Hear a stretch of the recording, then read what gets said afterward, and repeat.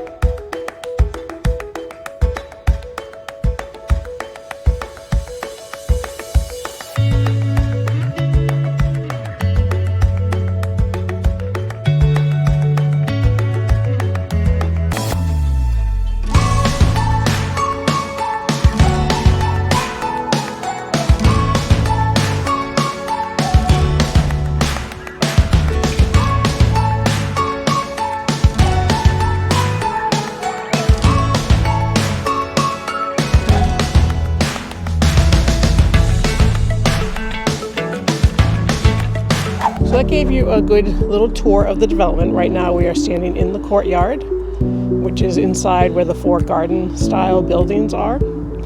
So they have a tennis court, they have 2 pools, one of which is heated, which would be nice on a day cold like today, as well as a clubhouse.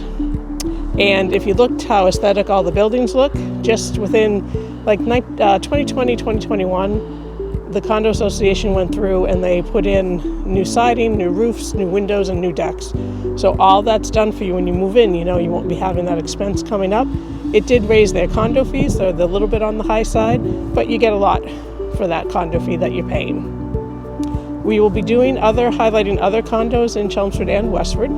And if you're looking for single-family homes as well, we just highlighted the Hitching Post neighborhood in Chelmsford, and we'll also be doing other single-family neighborhoods in Chelmsford and Westford. So make sure you like our Facebook business page and subscribe, and don't forget to hit the bell to our YouTube channel, and you'll be notified when our new videos come out that you can watch.